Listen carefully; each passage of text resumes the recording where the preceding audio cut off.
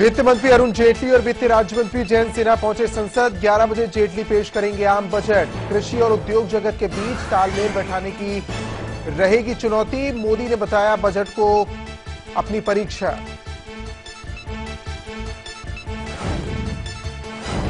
आम बजट से बंधी है राहत की उम्मीद। वित्त राज्य मंत्री जयंत सिन्हा ने दिया भरोसा, हर वर्ग की पूरी करेंगे आस। इनकम टैक्स छूट की सीमा बढ़ने की संभावना।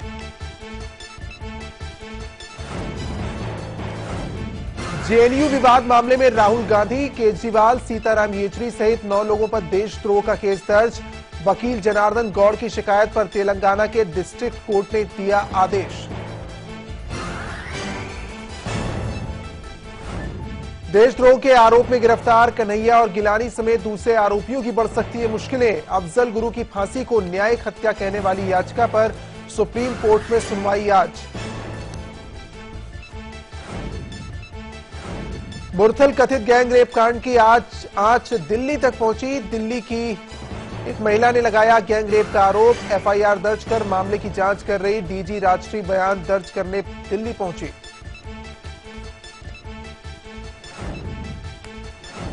देश के 11 राज्यों में सूखे के हालात पर सुप्रीम कोर्ट में सुनवाई आज। स्वराज अभियान ने सुप्रीम कोर्ट से की थी मांग। सूखे से निपटने के लिए कोर्ट राज्य और केंद्र को उचित कार्रवाई का आदेश।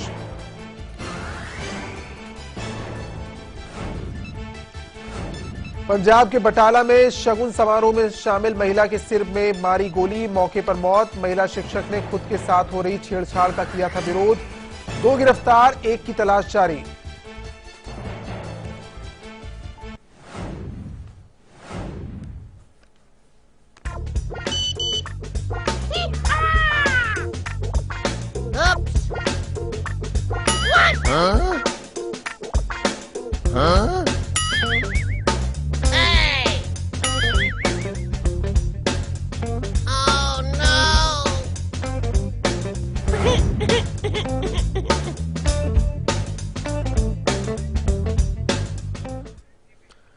नमस्कार, आप देख रहे हैं लाइव इंडिया। मैं हूं आपके साथ रोशन मिश्रा। आम बजट 2016 नरेंद्र मोदी सरकार का वो इम्तिहान है जिस पर सभी की निगाहें हैं। वित्त मंत्री अरुण जेटली जिस वक्त आम बजट पेश करेंगे उसके तुरंत बाद मोदी सरकार पर सवाल और जवाब की बौछार होना तय है, क्योंकि अभी भी मोदी सरकार से अच्छे दिनों की उम्मीद जनता लगाए बैठी हुई है।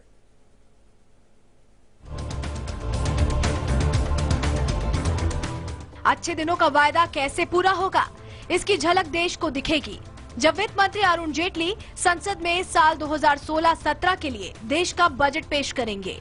देश कौन से रास्ते पर चलेगा, लोगों को कितनी राहत मिलेगी, ये फॉर्मूला अरुण जेटली के ब्रीफकेस में बंद होगा। साथ ही ये भी तय हो जाएगा कि अगले 3 साल के लिए देश की अर्थव्यवस्था किस रास्ते जाएगी। उम्मीद है कि जेटली देश की अर्थव्यवस्था सुधारने के लिए बजट में कड़े कदम उठाने से भी पीछे नहीं हटेंगे। लेकिन क्या लोकप्रिय नारे देने वाले प्रधानमंत्री कड़े कदम उठाने की हिम्मत करेंगे? अगर हाँ, तो वो कदम कितने कड़े हो सकते हैं, ये सवाल सबके दिमाग में घूम रहा है। आम लोगों को ये उम्मीद थी कि मोदी इनकम टैक्स की स्लैब में राहत मिल सकती है। पिछले साल कुछ छूट को छोड़ दे तो कोई बड़ी राहत नहीं मिली, लेकिन नौकरी पेशा मध्यम वर्ग के लिए जेटली क्या बड़ी राहत ला सकते हैं? आंकड़ों में महंगाई दर भले ही गिरी हो, लेकिन दाल से लेकर खाने का सामान काफी महंगा है।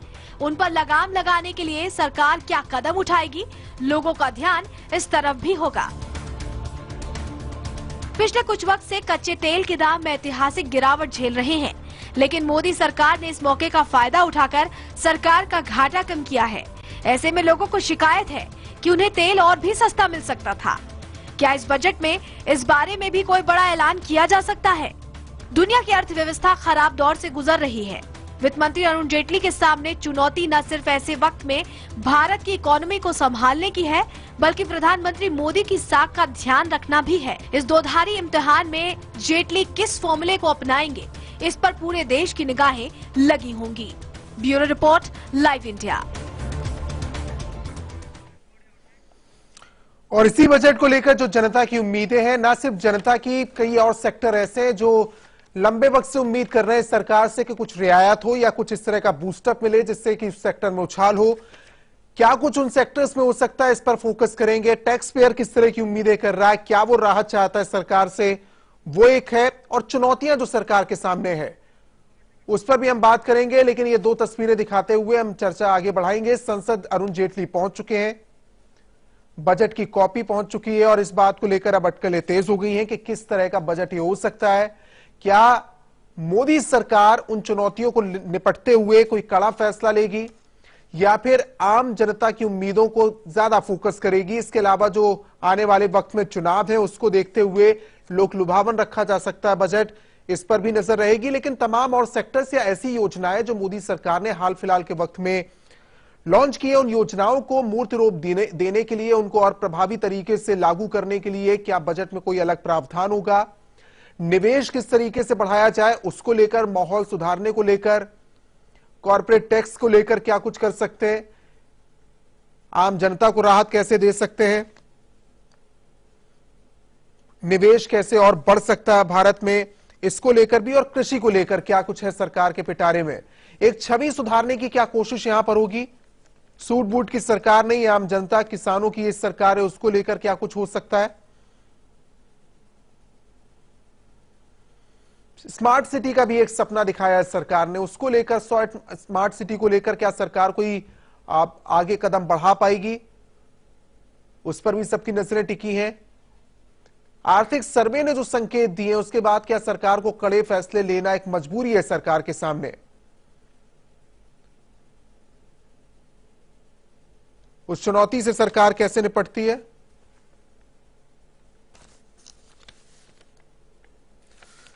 इसी पर हम बात करेंगे कि क्या कुछ आज के आम बजट में हो सकता है। सरकार के पास अच्छे दिन दिखाने के लिए जो रोड मैप है उसके लिए बहुत जरूरी है कि इस बजट में ऐसा कुछ हो।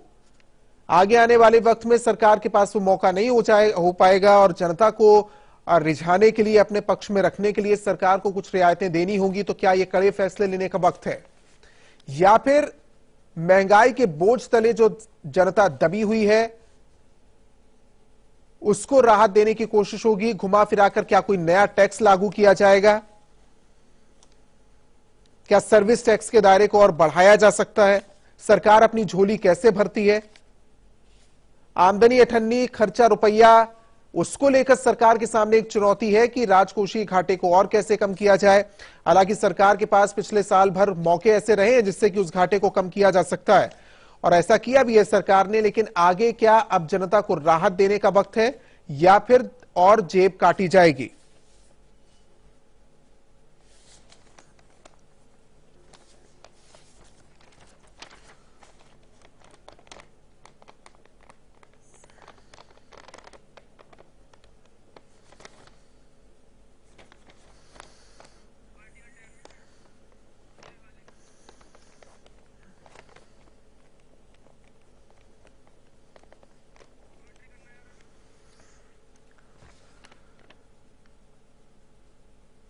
लगातार आपको जानकारी दे रहे हैं। संसद तो पहुंच चुके हैं, बजट भी पेश करने में अब ज्यादा वक्त नहीं रह गया है जब वित्त मंत्री अरुण जेटली पेश करेंगे और तमाम सवाल जिसको हम उठा रहे हैं उन सवालों का जवाब उस पिटारे से निकल कर आएगा। लेकिन उसके बाद क्या सवालों की बौछार नहीं शुरू हो जाएगी मोदी सरकार पर। अच्छे दिनों का वादा करते हुए जो सरकार सत्ता में आई है, पूर्ण बहुमत से आई है, उसने अभी तक ऐसा क्या किया जिसको जनता मानकर चले कि साहब पिछली सरकार के मुकाबले अच्छे दिन आए हैं। और अगर ऐसा नहीं है तो ये अच्छे दिन कब आएंगे और ये अच्छे दिन किसके लिए आएंगे।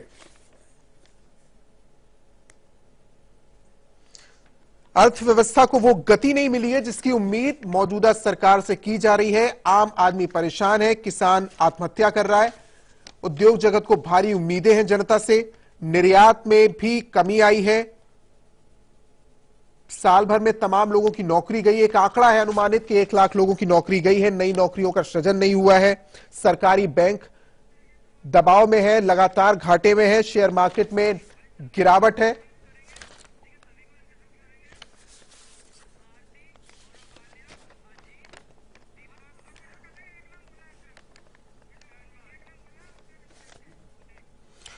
और इसी पर हम चर्चा करेंगे। लगातार हमारे संवाददाता इस समय मौजूद हैं जो अपडेट दे रहे हैं क्या कुछ लोगों की उम्मीदें हैं और क्या कुछ बजट आने से पहले राजनेताओं ने कहा है। उसके अलावा एक्सपर्ट का एक पैनल हमारे साथ है, उनसे परिचय शुरू करते हुए हम आगे बढ़ेंगे। हमारे साथ हैं डॉक्टर रवि सिंह, इकोनॉमिस्ट हैं। इसके अलावा प्रवीण अग्रवाल, एमडी हैं पीआरजी बिल्डर्स। हमारे साथ अमित कुमार गुप्ता, सीए हैं, वो भी मौजूद हैं। इसके अलावा दीपक प्रेम नारायण जी हैं, मुंबई से हमारे साथ जुड़ रहे हैं, फाइनेंस एक्सपर्ट हैं। हमारे संवाददाता आरती पांडे, गौरव वालिया चंडीगढ़ से और अजीत प्रताप भी दिल्ली से हमारे साथ जुड़ चुके हैं। अजीत, पहला सवाल आपसे। आप लगातार नजर बनाए हुए, वित्त मंत्री अरुण जेटली ने कोई संकेत दिए बजट आने से पहले? किस तरह की राहत की उम्मीद जनता कर सकती है और क्या कुछ होना है आगे? देखिए, अब फिलहाल अभी तक कोई संकेत ऐसा नहीं मिला है, लेकिन पिछले दिनों जिस तरह से बातें सामने आ रही थी कि जनता के लिए और खास करके आम जनता जिसे कहा जाता है उसके लिए कोई बड़ी राहत नहीं मिलने वाली है, क्योंकि इनकम टैक्स उसमें कोई बदलाव नहीं किया, ऐसा संकेत मिल रहा है कि कोई बदलाव नहीं होगा। हालांकि इनडायरेक्ट तरीके से कुछ छूट मिल सकती है, लेकिन सबसे बड़ा फोकस सरकार के लिए और सबसे बड़ी चुनौती सरकार के लिए होगी कि कृषि क्षेत्र को कैसे विकसित किया जाए, उसका विकास कैसे किया जाए, क्योंकि पिछले कई सालों से अगर देखा जाए तो मौसम की मार झेल रहे कृषि क्षेत्र में लगभग नकारात्मक विकास रहा है और देश भर में किसानों की हालत बहुत खराब है। तो सरकार की यही कोशिश है कि कृषि क्षेत्र पर सबसे ज़्यादा फोकस किया जाएगा, साथ ही साथ इंडस्ट्री को भी बढ़ावा दिया जाएगा, निर्यात को भी बढ़ावा दिया जाएगा।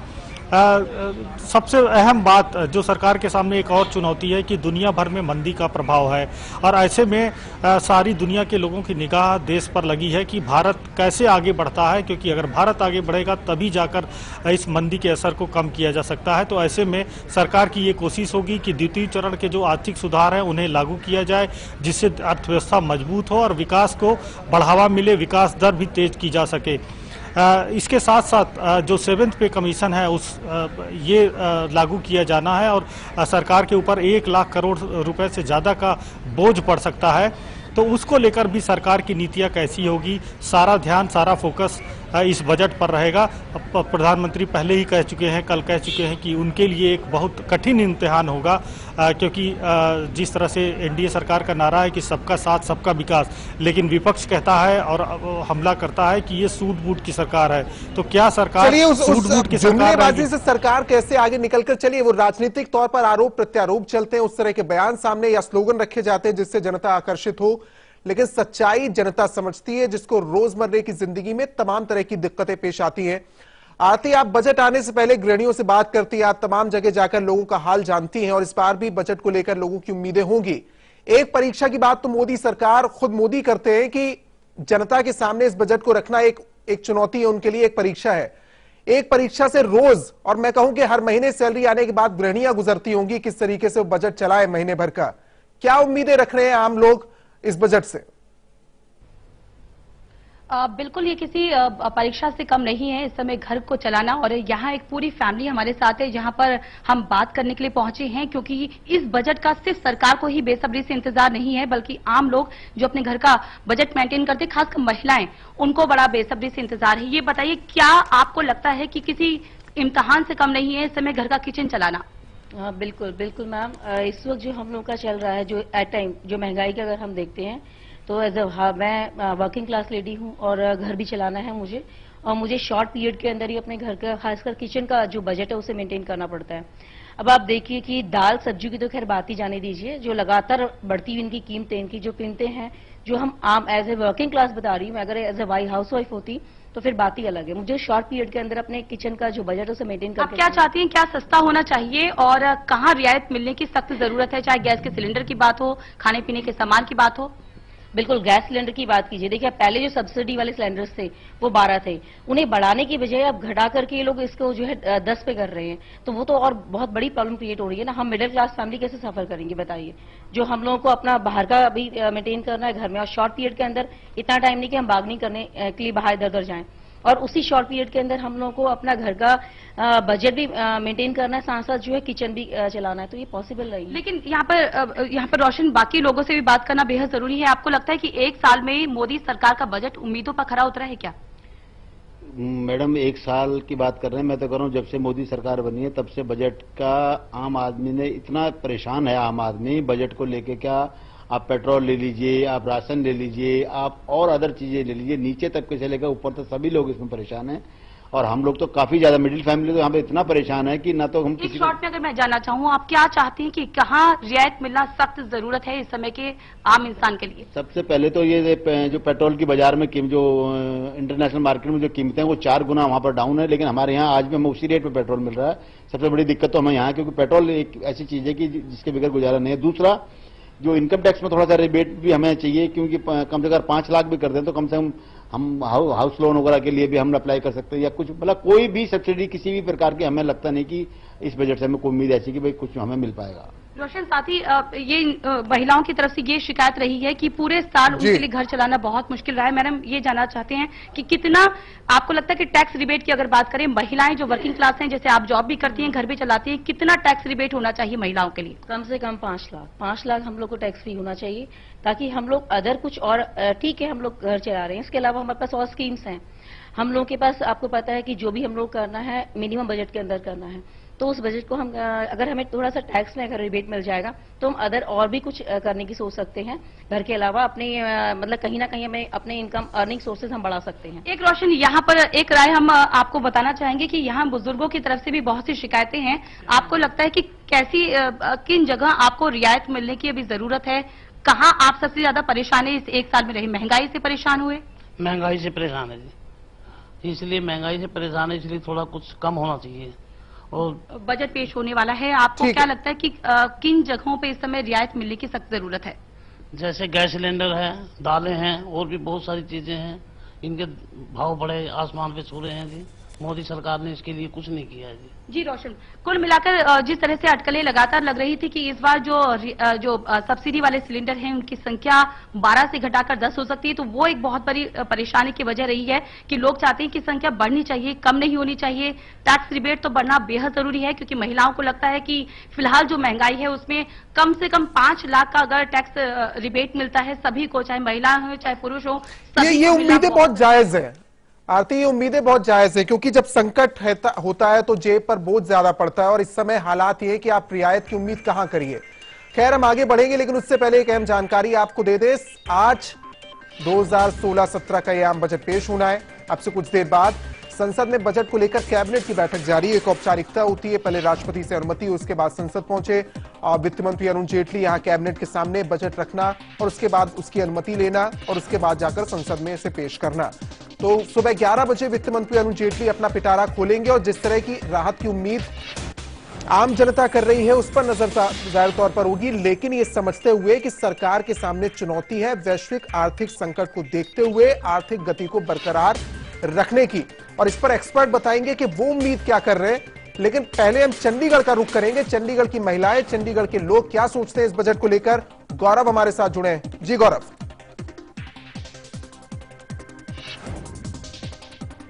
देखिए रोशन, बिल्कुल हम क्योंकि हमारे साथ महिलाएं हैं, जेटली जो हैं वित्त मंत्री हैं, उनकी पोटली में से क्या निकलेगा ये कुछ देर बाद पता चलेगा, पर ये वो महिलाएं हमारे साथ हैं जो कि जो गृहिणियां भी हैं, सफल व्यवसायी भी हैं, 2 मोर्चों के ऊपर कमाल जो है संभालती हैं।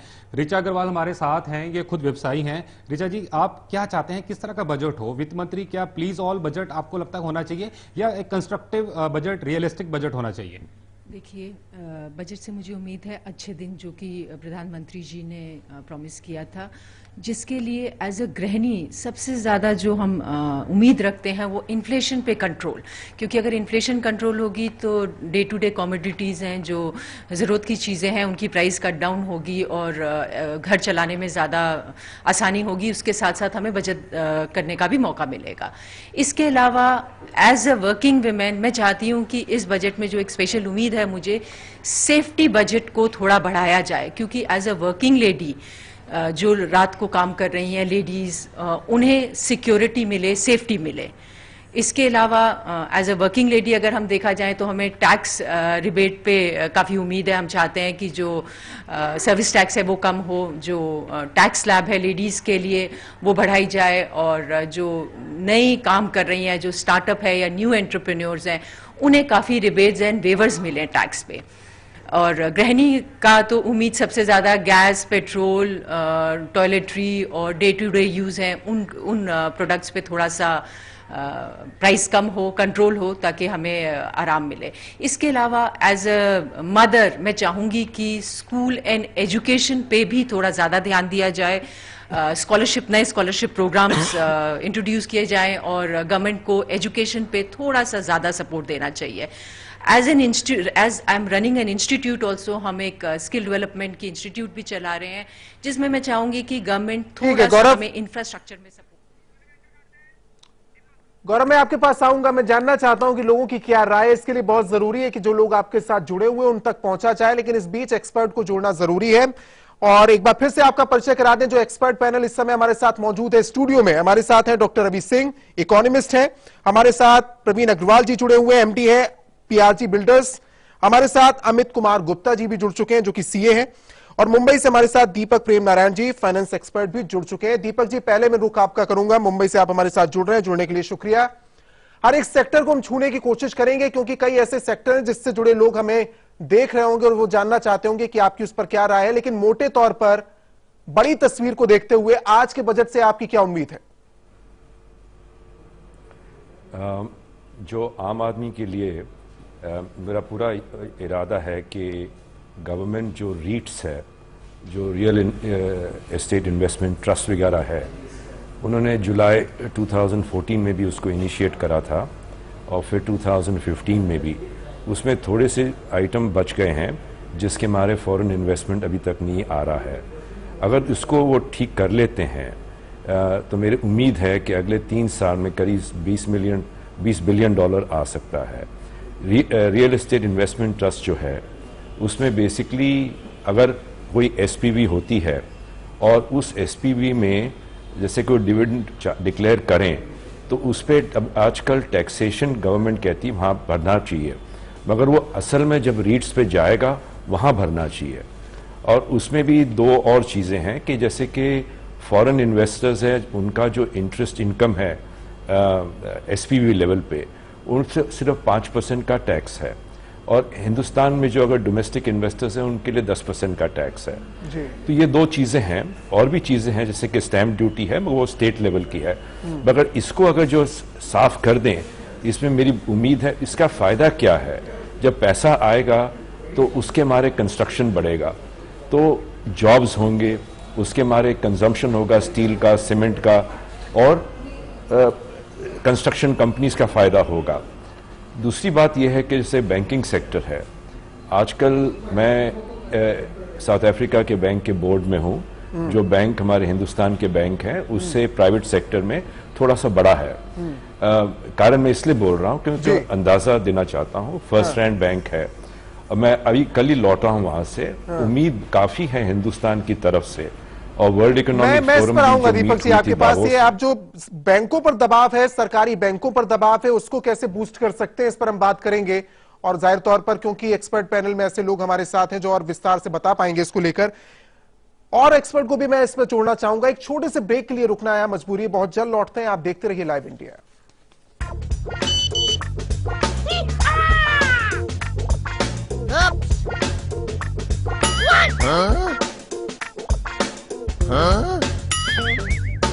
Hey! Oh no!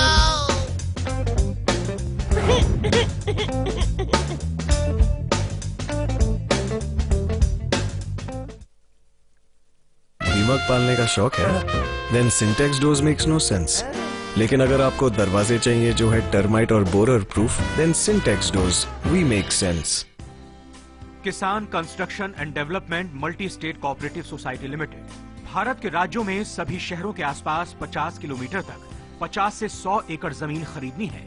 आवश्यक दस्तावेज, property card, search report, registered document और सभी कानूनी दस्तावेज, प्रॉपर्टी का सही विवरण, आसपास के सभी भूमि चिन्हों समेत पानी की सुविधा का विवरण, कुआं, बोरवेल, तालाब, सभी आवश्यक दस्तावेजों समेत ₹1000 रकम का डीडी किसान construction and development multi state cooperative society limited के नाम निम्नलिखित पते पर भेज दें। नोंदणीकृत कार्यालय, ग्राउंड फ्लोर, सर्वे नंबर 311/18, जन सेवा बैंक के सामने, new DP road, Sasane Nagar, Hadapsar, Pune 411028।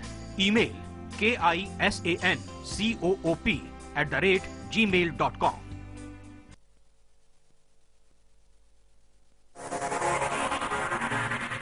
क्या आपके बाल सफेद हो रहे हैं? क्या सफेद बालों की वजह से आप अपनी उम्र से ज्यादा बड़े दिख रहे हैं? अब कीजिए अपने सफेद बालों को काला बिना किसी हेयर डाई और मेहंदी के। तो यहाँ है solution. Glow hair black shampoo के इस्तेमाल से आप पा सकते हैं नेचुरली काले बाल।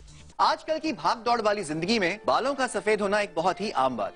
अब वो जमाने गए कि आप किसी के भी बालों को देखकर उनकी उम्र का अंदाजा लगा सकते, क्योंकि अब तो किसी भी उम्र में बाल सफेद हो सकते हैं। कई लोग शीशे में देखकर जब अपने बालों में हाथ फेरते हैं और उनको एक भी बाल सफेद नजर आता है, उनका सेल्फ कॉन्फिडेंस लो हो जाता है, क्योंकि कोई नहीं चाहता कि उनके सर पे एक भी बाल सफेद हो। उसका एकमात्र सॉल्यूशन है उन्हें कलर करना। और कलर करने के लिए आपके पास ढेर सारे ऑप्शन हैं। जैसे आप डाई कर सकते हैं या फिर मेहंदी कलर कर सकते हैं। लेकिन dye, as we all know, dye में बहुत सारी केमिकल की क्वांटिटी होती है, जिससे बालों पर ढेर सारे साइड इफेक्ट हो जाते हैं। बाल और भी ज्यादा व्हाइट होने लग जाते हैं। तो आपको इन सभी प्रॉब्लम से छुटकारा देने के लिए हम आपके लेकर आए हैं एक बहुत ही खास और एक बहुत ही exclusive product, glow hair black shampoo. Herbal product है, केमिकल फ्री प्रोडक्ट है। ये हम आपको दे रहे हैं आज सिर्फ 1690 रुपए में। इसे ऑर्डर करने के लिए आपको हमें कॉल करना होगा। हमारे नंबर स्क्रीन पे लगातार फ्लैश हो रहे हैं। कॉल कीजिए और जब ये प्रोडक्ट आपके घर पहुंच जाए तब आप पैसे दीजिए। ग्लो हेयर ब्लैक शैम्पू में आपको मिलते हैं पूरे 20 पाउचेज और हर महीने आपको लगाने हैं सिर्फ 2 पाउचेज, क्योंकि इसका एक पाउच आपके सफेद बालों को 15 से 20 दिन के लिए नेचुरली काला कर देता है। इसकी कीमत है सिर्फ 1690 रुपए। यानी इतनी कम कीमत में आप अपने सफेद बालों को पूरे 1 साल के लिए नेचुरली काला रख सकते हैं। इससे सस्ता और सेफ कोई और पार्लर या सैलून ट्रीटमेंट हो ही नहीं सकता। मैंने ग्लो हेयर ब्लैक शैम्पू का एक पाउच लगाया और मेरे सारे बाल 10 मिनट के अंदर काले हो गए। इसे लगाने के बाद मेरे बाल भी झड़ने रुक गए। ये glow hair black shampoo 10 minute में मेरे बालों को नेचुरली काला कर देता है। ग्लो हेयर ब्लैक शैम्पू के इस्तेमाल से अब आप कर सकते हैं अपने सफेद बालों को काला। इसे बस शैम्पू की तरह इस्तेमाल कीजिए और 10 मिनट में पाइए naturally shining black hair. Glow hair black shampoo use कीजिए और अपने सफेद बालों को नेचुरल काला रंग दीजिए। ये हम आपको दे रहे हैं आज सिर्फ 1690 रुपए में। इसे ऑर्डर करने के लिए आपको हमें कॉल करना होगा और जब ये प्रोडक्ट आपके घर पहुंच जाए तब आप पैसे दीजिए। ग्लो हेयर ब्लैक शैम्पू में कोई भी हार्मफुल केमिकल नहीं है। ये बना है हर्ब और प्लांट एसेंस से। Ready to use gel form में आता है, इसलिए ना ही आपको चाहिए कोई ब्रश, ना ही चाहिए कोई बाउल। अब जब कोई मिक्सचर ही नहीं बनाना, इसका मतलब किसी से रिक्वेस्ट करने की कोई जरूरत नहीं है। इसे लगाने के बाद घंटों इंतजार करने की कोई जरूरत नहीं है। बस नहाते समय 10 मिनट और निकाल लीजिए। इसे एक बार लगाइए और 15-20 दिनों के लिए बिल्कुल निश्चिंत हो जाइए। इसे धोते वक्त ब्लैक पानी के छींटे नहीं उड़ते। एक ही पाउच आपके सारे बालों को अच्छी तरह कवर करके उनमें फैल जाता है और सिर्फ 10 मिनट में आपको मिलते हैं नेचुरली ब्लैक हेयर। ये आता है फ्रेश हर्बल स्मेल के साथ। बालों की कोई भी प्रॉब्लम जैसे कि डैंड्रफ, रूखे बाल या बालों का झड़ना, ऐसी सभी समस्याओं से आपको छुटकारा देता है। ग्लो हेयर ब्लैक शैम्पू में आपको मिलते हैं पूरे 20 पाउचेज और हर महीने आपको लगाने हैं सिर्फ 2 पाउचेज, क्योंकि इसका एक पाउच आपके सफेद बालों को 15 से 20 दिन के लिए नेचुरली काला कर देता है। इसकी कीमत है सिर्फ 1690 रुपए। यानी इतनी कम कीमत में आप अपने सफेद बालों को पूरे 1 साल के लिए नेचुरली काला रख सकते हैं। इससे सस्ता और सेफ कोई और पार्लर या सैलून ट्रीटमेंट हो ही नहीं सकता। Glow hair black shampoo use कीजिए और अपने सफेद बालों को नेचुरल काला रंग दीजिए। ग्लो हेयर ब्लैक शैम्पू आपका हो सकता है सिर्फ 1690 रुपए में। जब से मुझे ग्लो हेयर ब्लैक शैम्पू मिला है, इसने मेरी लाइफ को पूरी तरह से आसान बना दिया है। अब सिर्फ 10 मिनट में मेरे बाल पूरी तरह से काले हो जाते हैं। ग्लो हेयर ब्लैक शैम्पू पूरी तरह से हर्बल है। मेरे बाल इतने लंबे हैं, लेकिन इसका एक सैशे मेरे सारे सफेद बालों को काला कर देता है और डैंड्रफ की प्रॉब्लम तो यूं खत्म कर देता है। क्या आपके बाल सफेद हो रहे हैं? क्या सफेद बालों की वजह से आप अपनी उम्र से ज्यादा बड़े दिख रहे हैं? अब कीजिए अपने सफेद बालों को काला बिना किसी हेयर डाई और मेहंदी के। तो यहाँ है solution. Glow hair black shampoo use कीजिए और अपने सफेद बालों को नेचुरल काला रंग दीजिए। अभी ऑर्डर कीजिए अपना ग्लो हेयर ब्लैक शैम्पू, क्योंकि आज इसी वक्त इस प्रोग्राम पे ऑर्डर करने पर हम आपको ये ऑफर दे रहे हैं सिर्फ 1690 रुपए में। और भूलेगा मत हमारी COD ऑफर। जी हाँ, कैश ऑन डिलीवरी। ऑर्डर करने से पहले आपको हमें 1 रुपया भी नहीं देना है। जब ये प्रोडक्ट आपके घर आ जाए, आपके हाथों में आ जाए, उसके बाद ही आप हमें पेमेंट कीजिएगा। लिमिटेड स्टॉक है, लिमिटेड ऑफर है, इसलिए फोन उठाइए और ऑर्डर राइट नाउ।